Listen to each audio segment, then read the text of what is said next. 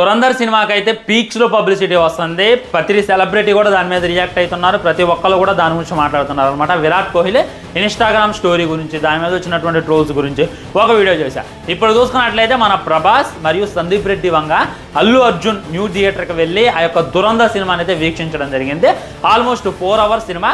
వాళ్ళు మొత్తం చూడలేదంట. అక్కడ ఉన్న వాళ్ళు, నాకు తెలిసిన వాళ్ళు వెళ్ళారు, వాళ్ళు చెప్పారు వాళ్ళు మొత్తం చూడలేదు, జస్ట్ అలా వచ్చి ఒక 1.5 to 2 hours స్పెండ్ చేసి వెళ్ళిపోయారు అని చెప్పి అక్కడ ఉన్న వాళ్ళు అయితే చెప్పారు. కొన్ని ప్రోటోకాల్స్ ఇష్యూ వల్ల నిజంగా సైలెంట్గా వచ్చి అలా చూసి ఇలా వెళ్ళిపోయారు. అన్న అయితే మామూలు లేడు. ప్రభాస్ అన్న ఆ లుక్ ఇద్దరు నించున్నారు కదా, వాళ్ళు ఏం మాట్లాడుకుంటున్నారు గెస్ ఏంటి?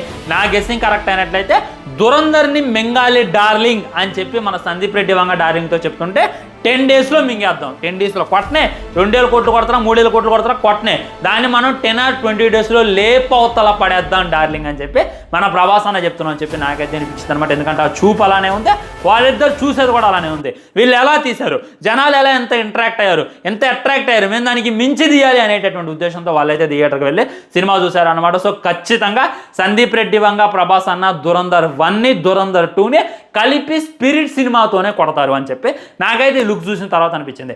ఆల్రెడీ ఫుల్ వీడియో చేసిన విరాట్ కోహ్లీ గురించి, చాలా మంది దాని మీద రియాక్ట్ అయ్యారు. దానికి గల రీజన్స్ ఏంటి అని చెప్పి వివరించా. కింద కనబడుతున్న లింక్ క్లిక్ చేయండి, ఆ వీడియో చూడండి, మీకే క్లారిటీ వస్తుంది.